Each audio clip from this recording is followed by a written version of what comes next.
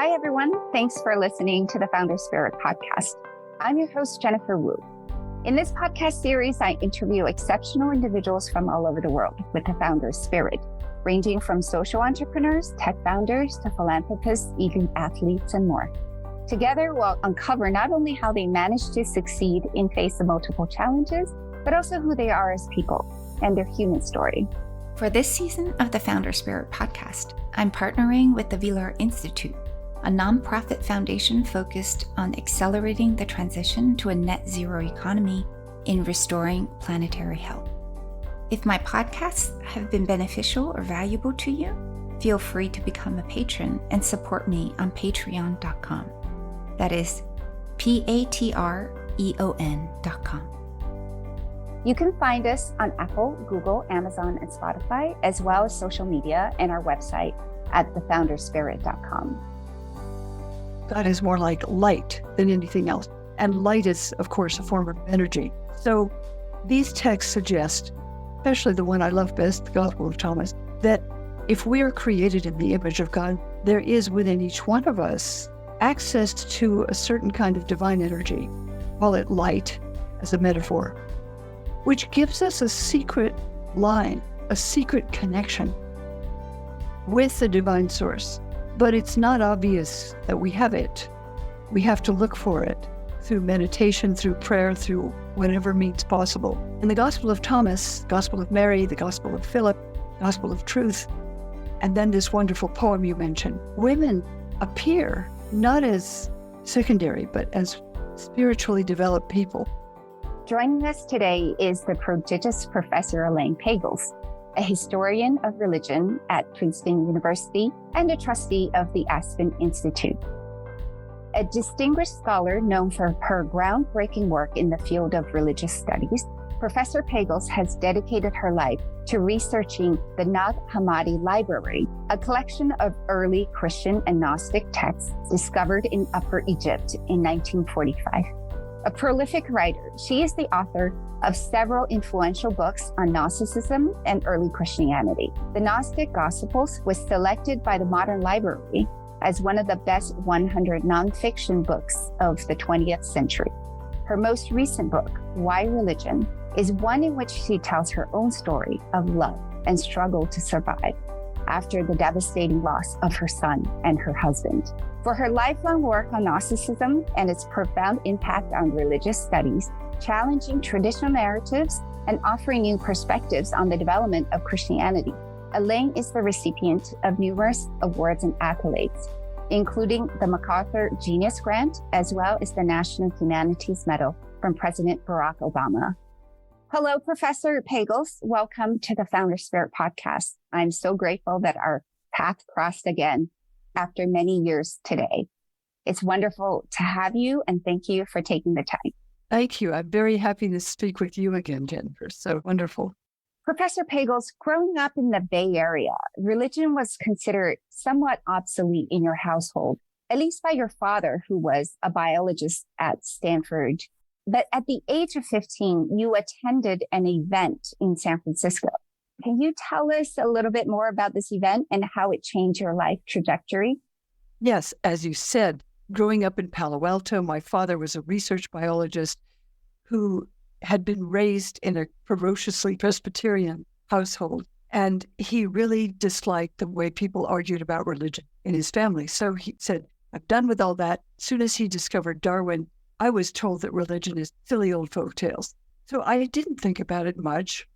We were nominally Christian, but it didn't matter. The encounter in San Francisco occurred when some friends invited me, and I really didn't know what it was, but I thought anything going on there is better than Palo Alto on a very sleepy Sunday afternoon.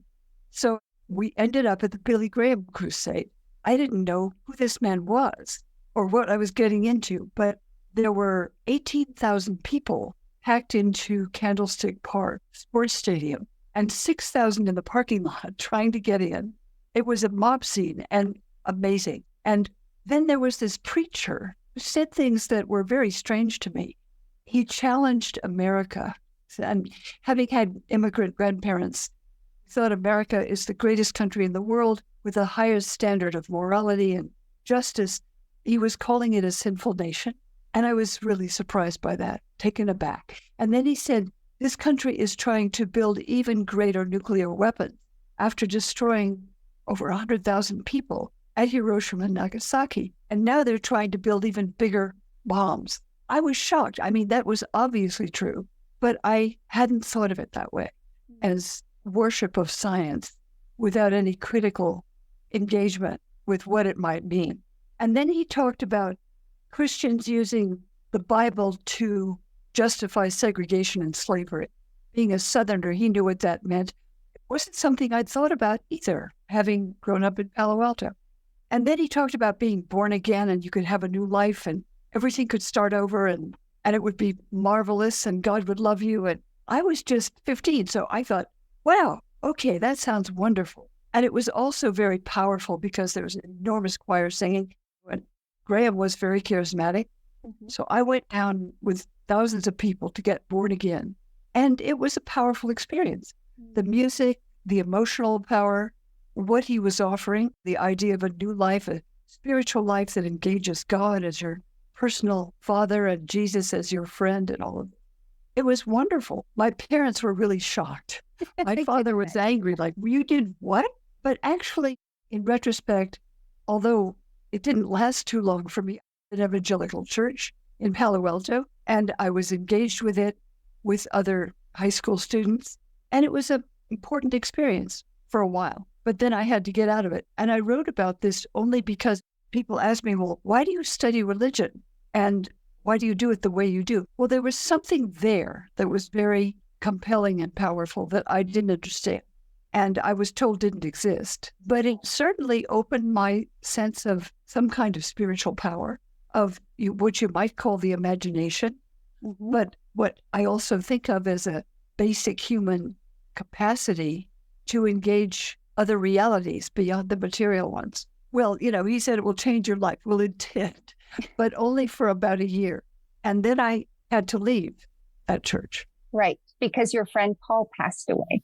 Well, he didn't just die. He was 16 years old. He was suddenly killed in an automobile accident. I mean, one moment, the most vivid person I know, fully alive and extraordinary, and then he was dead. And you think, how does that happen?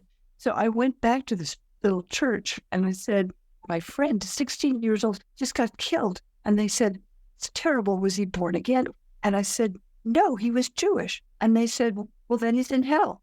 And I was so shocked. I sort of laugh or you cry at that moment.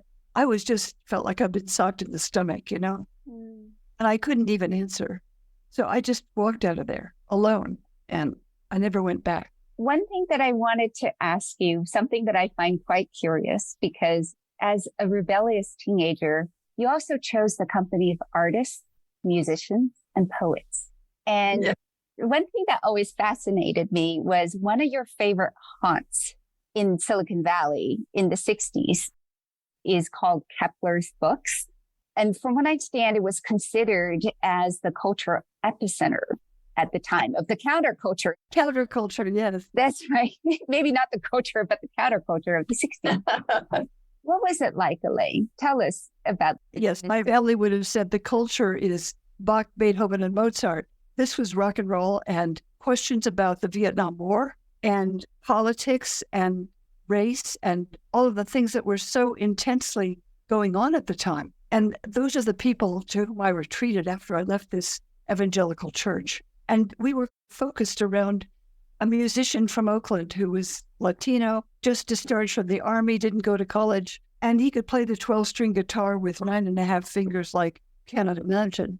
Charismatic. That was Jerry Garcia, except that he wasn't yet Jerry Garcia. He was just this guy we knew. And 5 years later, after I left California for graduate school, he started a group called the Grateful Dead. And I didn't see them after that, but there were friends that are still my friends from that time. And also, curiously enough, after Stanford, you pursued a career in modern dance in New York City. But somehow, as you mentioned before, you found your way back to religion, but this time not as a fervent believer, but as an academic. So after having left the evangelical church a few years earlier, what rekindled your fascination to study religion at graduate school? Well, they were just questions. I thought, wait a minute, I really love literature, poetry, and music, but what was it about religion that was powerful when I was told it was nothing?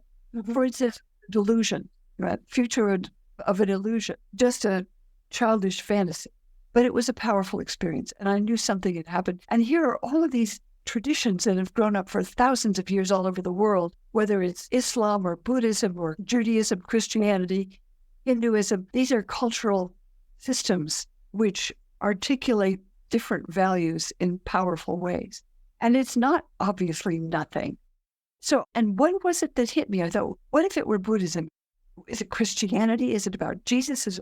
What is that about? So I decided it wasn't just as an academic, because the academic and the believer are not that separate. But I just thought, what's going on here? And I thought Harvard was a secular school, which it primarily is. And they had a program in which you could study Judaism, Islam, Buddhism, or Christianity. And I decided to go there and find out. Not from a place where anyone was going to try to talk me into being a Christian, but what was it about? What do we know about Jesus? What do we know about how the movement started? Why did this movement become so successful?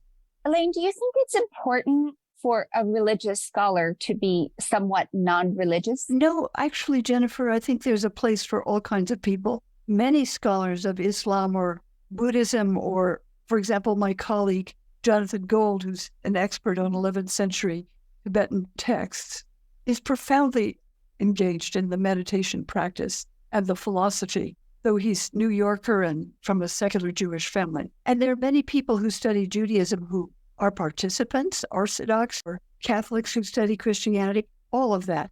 But there's also a place for standing and looking at it, saying, what is this about? More like an anthropologist.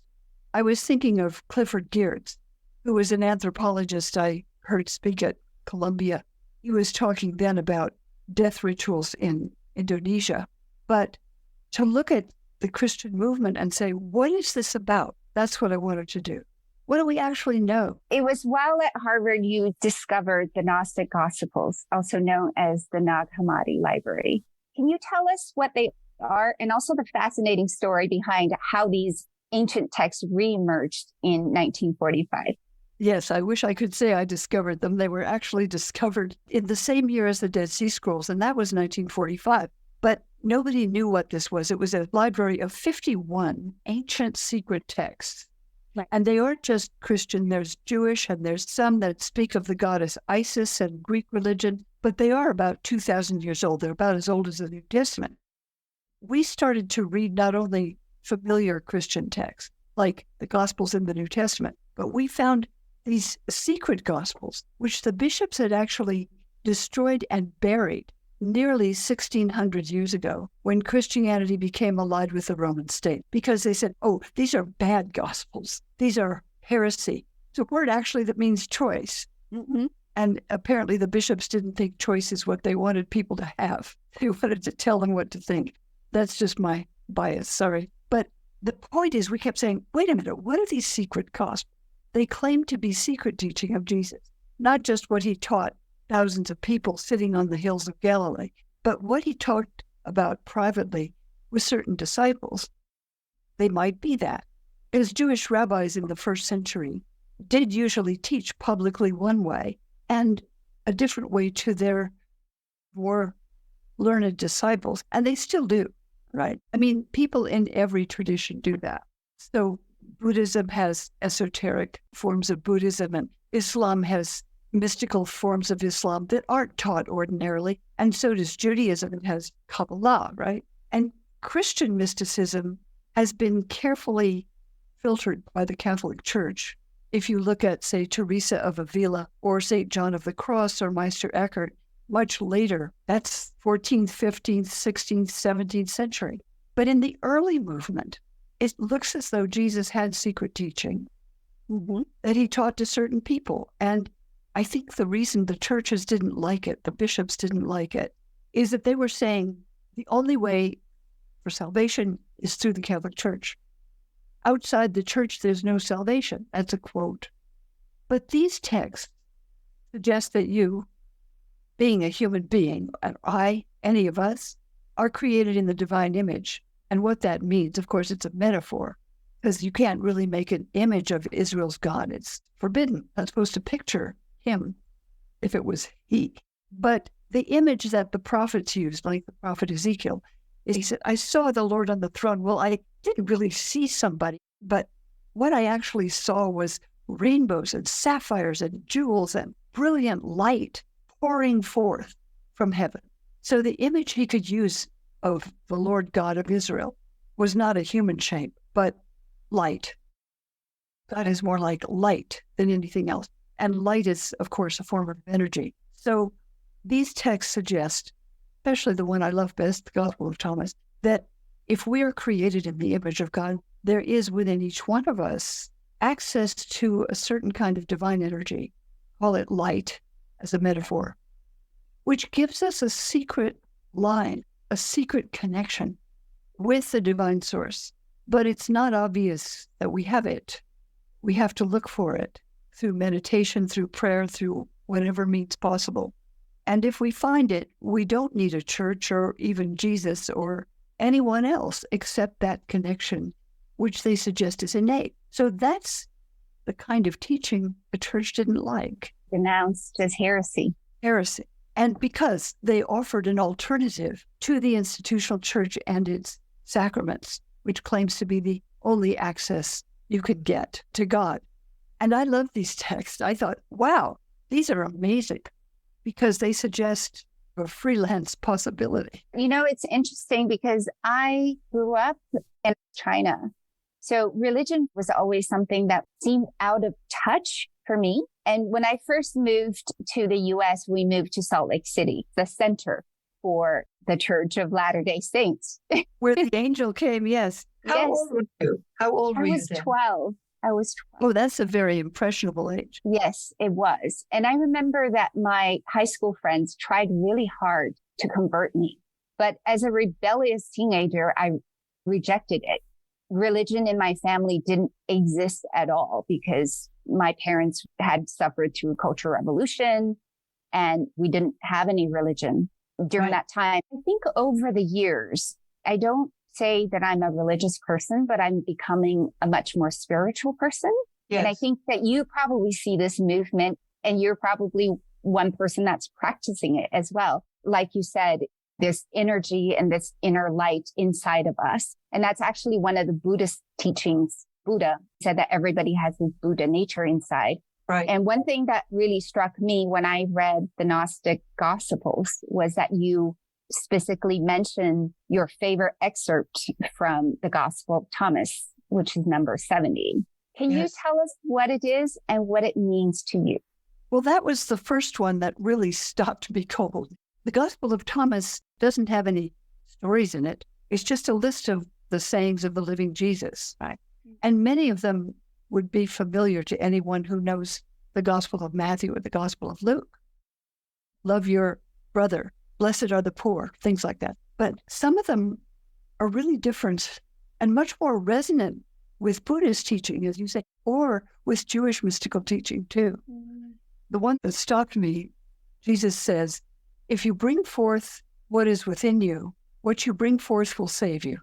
If you do not bring forth what is within you, what you do not bring forth will destroy you. And I was sort of stunned. I took it psychologically, and I think psychologically it's powerful.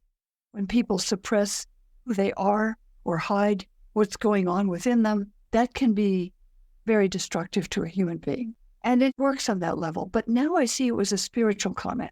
It was also about, as you said, a kind of access to a spiritual path, which is within you. And if you find that, it delivers you from many other things. And if you fail to find that, it almost shrinks you. Like you, I think of it as a natural human quality, just something innate to nature that we need to find a sense of meaning and a sense of engagement in our lives. And that's what this spoke about. And I just thought, wow, that's what I'm here to do. So in finding your true self, in living an authentic life, you bring forth this inner light, this spiritual energy that's inside. Is this the key to Gnosis? Is it the key to how to live a more fulfilling life, is finding that energy, that inner light inside of every one of us? I think exactly that. And Jennifer, it's also fundamental to Jewish mysticism, which speaks of this light, and it speaks of created in the image, that same story. But also the Gospel of Thomas was written probably around the year 100 of the Common Era, in which the teachings of the Buddha were being written down as well. And there were Christians in Egypt who were quite aware of Buddha's teaching. And there were others, Greek philosophers, for example, who wanted to go to India and learn about what they could from Hindu teachers, from Buddhist teachers. And they were aware of that.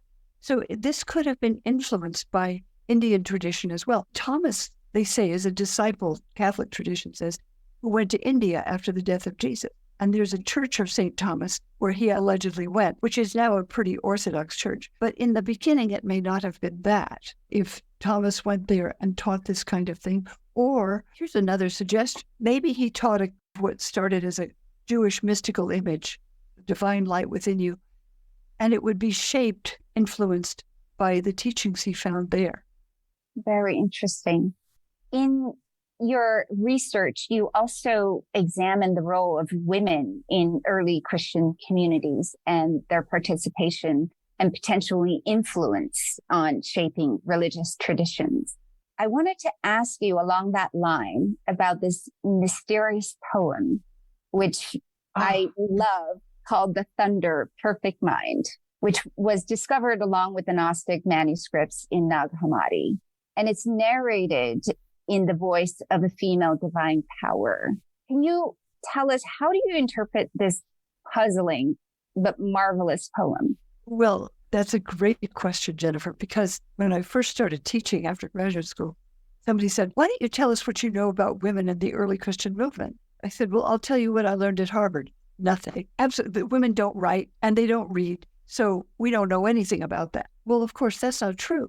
The secret gospels, unlike the ones in the New Testament, the ones in the New Testament say all the disciples are men, and then there were the women. In the Gospel of Thomas, Gospel of Mary, the Gospel of Philip, Gospel of Truth, and then this wonderful poem you mentioned, women appear not as secondary, but as spiritually developed people.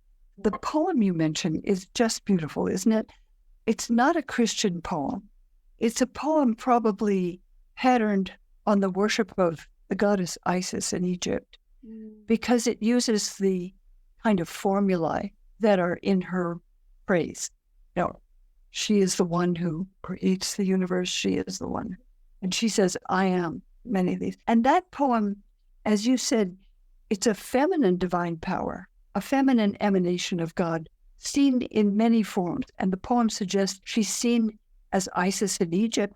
She's seen as Eve in Jewish tradition. She's seen as divine wisdom, because that's a feminine word in Hebrew, chokhmah, or she's seen as spirit, which is also a feminine word in Hebrew, ruach, or she's seen as Shekinah, which means the presence of God in God's feminine form. So that literature, which was hidden, all of these texts, has lots of images of feminine divine beings, and speaks also about women participating in ways that shocked Orthodox Christians.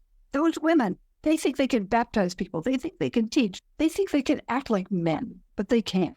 Well, in some of these other groups that use these other gospels, they were. So we're finding out that feminism, not invented in the 18th and 19th centuries, of course.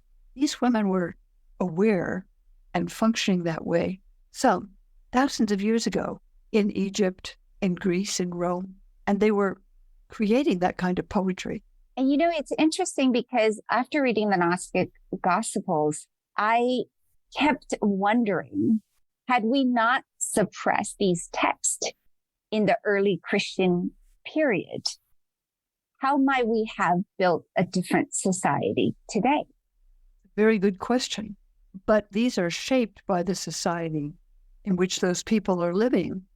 And that we know now that some were dissidents and were advocating for women and for their power to be recognized, spiritual power, right, as well as social power, and that they were absolutely suppressed. That literature was gone. And also in your interpretation, as you mentioned, the word spirit in Hebrew is actually feminine, and so is the word wisdom.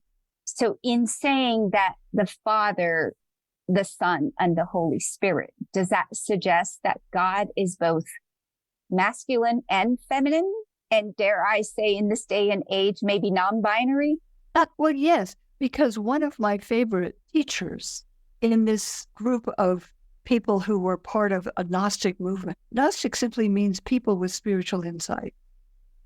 The word comes from the word Gnosis. People say knowledge. It's not mental knowledge. It's heart knowledge, recognition. And so actually, the first statement of God manifest in three forms occurs very early: Father, Son, and Holy Spirit. Now, if you say that in Aramaic, which is Jesus's language, or in Hebrew, it would be a masculine, a feminine, and a masculine. So the earliest statement we have would suggest that one of the elements of the Trinity is a feminine presence, if you're going to be gendered. But one of the great teachers of these secret texts, Valentinus, said, well, God, of course, is not gendered.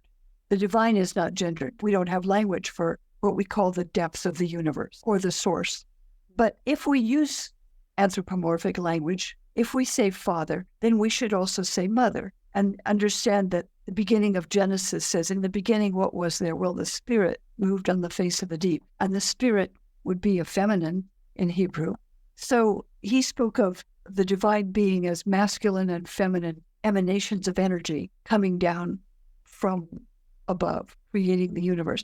And that picture is very much something you find in Jewish mystical thought to this day, with the so-called Sephirot, which are the divine waves of energy seen as masculine and feminine respectively, combining to bring forth new life into the universe. So that's what it looks like. And then I asked one of my professors at Columbia, Alex Wayman, who's a specialist on Tibetan Buddhism. I said, what happens if you translate these words into Sanskrit? And he said, oh, well, then you get some of the Sanskrit terms for the Buddhist reality, including the feminine goddess like Tara. And I said, really? And he said, well, yes. So I suspect that pattern of thought, the idea of masculine, feminine energies combining and transforming, is part of Tibetan thought as well as it is of ancient Jewish thought. And who knows how those streams mingled. And speaking of energies, I want to take us back more towards your most recent book, Why Religion, which is a personal memoir interwoven with an exploration of how religious traditions have shaped how we understand ourselves. And the energies come in because your late husband, Heinz Pagels, he was a theoretical physicist and wrote this book called The Cosmic Code. And I loved reading this book because of the love that was present in your writing of your family, of your late husband, Heinz, as an explorer of the physical world, and you as an explorer of the invisible spiritual realm. Your union seemed like a perfect match, and you had a beautiful boy named Mark. But tragedy struck multiple times in your life. And first, you lost your beautiful son, Mark, due to illness. I know you don't like that word loss. Well, no, he died, yes. At age 6. A very rare illness, yeah. And then a year later, or rather 16 months later, your husband Heinz died in a hiking accident. And while you were grieving, you were also raising 2 very young children, Sarah and David. And it's been now 35 years since those unimaginable events in anyone's life. How did you find the strength to get up and carry on? I don't know. If you had told me that was going to happen, I could not even imagine it, because I was closer to those 2 than to anyone else ever. And here I still think about them both, because this is where we lived in the summer. My husband was a total New Yorker, but he loved to be out in the wilderness, just climbing up in the forests and the mountains. I don't know. I didn't think I would get through it, except that by then we had 2 small children. One was 3 months old and one was a year and a half. I mean, if I weren't there, who would take care of them? Right. So I just probably owe my own survival to having to take care of those people who are now in their 30s. And somehow the other side of it, Jennifer, is that I wanted to write about this. First of all, I never would have thought I would write about any of that because it was so incredibly painful. I just put it all out of my brain for decades. But then things come back to you when you get older and you can't just suppress them. You have to bring them forth. So I decided, okay, I have to do this. But doing that, I didn't want to write just about grief. There was plenty of that, but also about how people get through things they think they can't survive. Many people do, you know. Yes. Something happens that is so catastrophic. And I'm aware that what I went through, there are worse things. When something happens by violence or intentional violence, other things happen, people in war, and you wonder, how could they ever survive? I don't know. Later, I called it grace. But somehow, I think human beings have suffered losses ever since there's been a species, and lots of them. I mean, maybe close to half the children born for thousands of years probably died before they were 5. So we may have more resilience potential than we thought, and I'm very grateful for that. And to the people who helped, there were some wonderful people. In your book, you mentioned that one of the things that helped you through these difficult times was the meditation that you did with the Trappist monks in Colorado. Yes, these are Roman Catholic monks, a tradition that I wasn't disposed to engage. But I met these monks and they were meditating very deeply. There was a quality about some of them that was very powerful and profound. And they were very helpful too. Those people have spiritual depths that I didn't know about, and they were very sustaining. Also, I had a sense that was helpful in a kind of experience of a vision, not a physical vision. I didn't see something up there, but I had a sense of the connectedness of all beings. Then I thought of humans, all people in the world. Because I felt if I didn't feel connected with other people, I would have just not wanted to survive. But I had a sense that we were all in this together, in this network of living beings. And of course, now we know it and include the butterflies, the buffaloes, whatever, the ants, the air, and the plants. The Gospel of Thomas has a line in which Jesus says something that sounds kind of mystical. He says, I am the light that is above all things, before all things. I am all things. Split a piece of wood, and I am there. Lift up a rock, and you will find me. It's as though this energy, this, call it light, but energy, which brought the universe into being, connects all being. Mm-hmm. And that when we understand that, we feel much more grounded. We'll understand that in moments.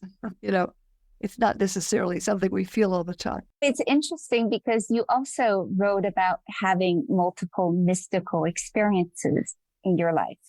Once when Mark had his surgery when he was a year old, and then also at the time when he passed away. And also after Heinz died, you had one of these mystical experiences during your meditation session.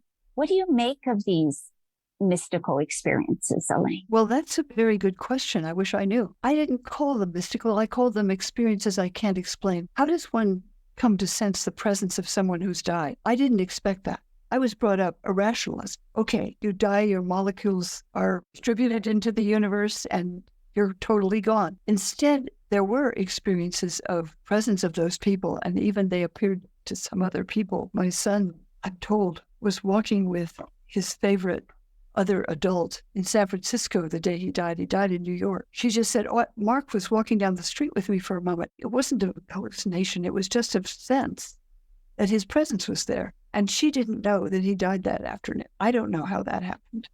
I don't know how, after my husband died, I felt that he spoke to me. Didn't expect it. Not at all.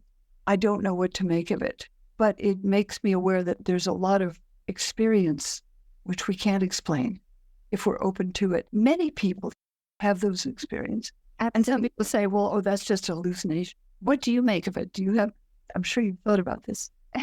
Well, there is a dimension of the world that we cannot perceive with our senses. I think people call them hallucinations, and I like to call them visions. I also believe in life after death. I can't give you any scientific evidence of that, but maybe it also is easier for me in terms of facing mortality. Luckily, I still have my parents around, but maybe 10 years from now, they might not be around anymore. But this sense that they will always be around with me in some form gives me a lot of peace. Well, the physicists would say that there's not just one other dimension that we don't perceive, but many dimensions. I was just at the physics center yesterday listening to some of them talk, many dimensions that we don't recognize and cannot perceive. It's just that we can't explore them in the way we explore the visible world. So we don't have the kind of evidence scientists can use, but people do have such experiences, and they often have a quality of reality which is powerful and palpable. So like you, I now know that people have those, and they're often fundamental to the way we understand ourselves. So much good has come out of your book, because in life's many unexplained synchronicities, I understand that you got married earlier this year. Now, that was unexpected, I tell you. What happened was I wrote this book about what happened when I was in high school and about a car accident in which my friend was killed. I mentioned that. And in that car, Jerry Garcia was in it and another close friend of his. And I also wrote about that event that after I left California and Jerry started a group called the Grateful Dead, I thought, oh, it's about the accident in which he was thrown out the windshield, just crashed through it. And his friend went out the side door and they both survived. And they picked up an ancient Jewish folktale about a dead man who's grateful because he's given the gift of burial. It's an ancient book called the Book of Tobit in the Hebrew Bible. I thought, oh, it's about the accident. So somebody called the other person in the accident, Alan Trist, who by then had been on the team of the Grateful Dead for 35 years, and said, this person on the radio said something about how the group got its name, but she doesn't know. And he said, actually, you don't know the story. Because Jerry and he didn't talk about the accident much, except they both knew that it was a reminder of mortality and that it was time to get serious about music. And so he wrote to me and came to visit, and we got married, yes, 8 months ago. So that's the last thing I expected, but it's wonderful. It's wonderful. Yeah. It really is. It's grace. So not only can heart heal and recover, can blossom too. Yes. Isn't that amazing? It's really amazing. Is a lovely person who has very different characteristics and wonderful that came out of his experiences with that music. I love that. I love that. What's next for you, Elaine? Are you writing another book, or do you just want to enjoy marital bliss? I do want to enjoy marital bliss, which I do, but that doesn't exclude writing books.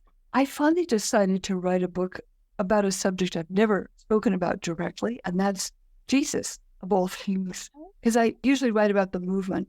I thought, well, why do people keep telling these stories? Why do people talk about Jesus? I mean, there are a lot of ancient people we don't know about Socrates, but you don't sit around thinking about Socrates or Zeus.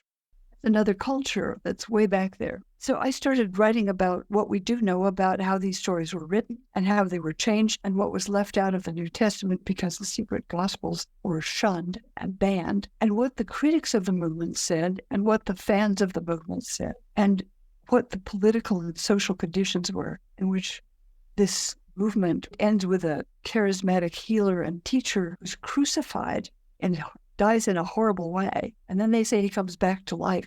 It's a very unlikely start for a successful religious movement. I mean, the Buddha got to live for 80 years and teach a whole sangha of people and thrive. And by the time he died, he had hundreds of followers and his teachings were written down. Jesus had none of that. It's a very short life. I have a class with my colleague that would teach Jesus and Buddha together. But the story is still somehow compelling. So I'm just finishing that now, I hope. I hope that book is getting done, because it will be called Who Was or Is Jesus? The second part of the title means still people are getting converted to Christianity, and artists are using stories of Jesus in films. Think of 3 in the last 2 years that are quite powerful. So I'm wondering how they do that and why. And I've had a lot of fun with this book. Well, we can't wait to read yet another book by Elaine Pagels. Elaine, I feel like you embody the founder spirit because you've lived through so much devastating losses or tragedy that you had the resilience somehow to survive it, to go forth, to continue.